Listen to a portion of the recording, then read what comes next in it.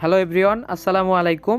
আমরা কিন্তু অনেকেই পিক্সেলল্যাব অ্যাপটি ব্যবহার করে থাকি, আর আমরা এই পিক্সেলল্যাব অ্যাপটিতে কোনো পিএলপি ফাইল অ্যাড করতে পারতেছি না ইদানিং কিছুদিন ধরে। সো এটা কিন্তু একটি সমস্যার কারণে হচ্ছে।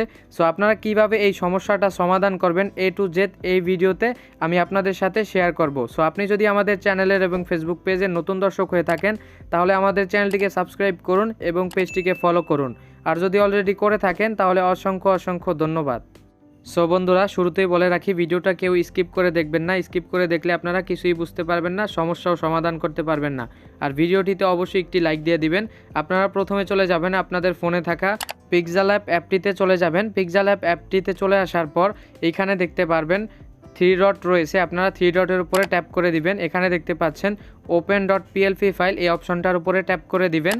এই অপশনটার উপর ট্যাপ করার পর এইখানে দেখতে পাচ্ছেন .plp নামে একটি অপশন, এই অপশনটার উপরে ট্যাপ করে দিবেন। সো এইখানে দেখতে পাচ্ছেন আমাদের পিএলপি ফাইলগুলো কিন্তু শো করতেছে না, এখানে ব্ল্যাঙ্ক পেজ শো করতেছে। সো এইখান থেকে আপনারা কিভাবে এখানে আপনাদের পিএলপি ফাইলগুলো অ্যাড করবেন সেটাই দেখাবো। সো আপনারা জাস্ট কি করবেন, এইখান থেকে আপনারা মিনিমাইজ করে চলে আসবেন। সো এইখান থেকে মিনিমাইজ করে চলে আসার পর আপনাদের যে পিক্সেলল্যাব অ্যাপটি রয়েছে, সো আপনারা এইখান থেকে সেই পিক্সেলল্যাব অ্যাপটিকে আনইনস্টল করে নেবেন। সো এইখান থেকে অ্যাপস ইনপুটে চলে আসবেন, আসার পর নিচের দিকে দেখতে পারবেন আনইনস্টল নামে একটি অপশন, এই অপশনটার উপরে ট্যাপ করে দিবেন। সো এরপর আপনারা জাস্ট ওকে করে দিবেন, তাহলেই কিন্তু আনইনস্টল হয়ে যাবে। পিক্সেলল্যাব অ্যাপটাকে আনইনস্টল করার পর আপনারা জাস্ট কি করবেন, আমার এই ভিডিও ডেসক্রিপশনে একটি লিঙ্ক রয়েছে, আপনারা ওই লিঙ্কের উপরে ক্লিক করে দিবেন।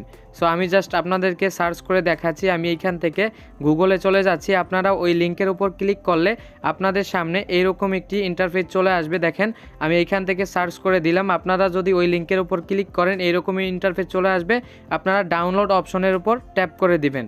সো এইখান থেকে ডাউনলোড অপশনের উপর ট্যাপ করার পর অ্যাপসটা কিন্তু ডাউনলোড হয়ে যাবে। আপনারা এইখান থেকে ডাউনলোড অপশনে ক্লিক করে অ্যাপসটা ডাউনলোড করে নেবেন। এরপর আপনারা এইখান থেকে জাস্ট এখানে গুগল ক্রোমে চলে আসবেন। গুগল ক্রোমে চলে আসার পর আপনারা এইখান থেকে গো চিহ্নের উপর ক্লিক করবেন, এরপর ডাউনলোড অপশনের উপরে ক্লিক করে দিবেন। ডাউনলোড অপশনের উপর ক্লিক করার পর একেবারে প্রথমেই দেখতে পারবেন সেই অ্যাপটা রয়েছে, আপনারা এইখান থেকে আপনারা অ্যাপটাকে ইনস্টল করে নেবেন। সো এইখান থেকে আপনারা ইনস্টল করার পর আপনাদের ফোনে কিন্তু এটা ওপেন করতে হবে।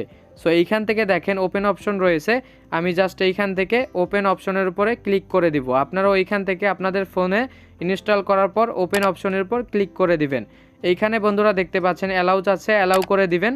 তারপর এইখানে দেখতে পারবেন 3 ডট রয়েছে, আপনারা 3 ডটের উপর ট্যাপ করে দিবেন। সো এইখান থেকে দেখতে পাচ্ছেন open.plp ফাইল, এই অপশনটার উপরে ক্লিক করে দিবেন। open.plp ফাইলে ক্লিক করার পর .plp এই অপশনটাতে ক্লিক করে দিবেন।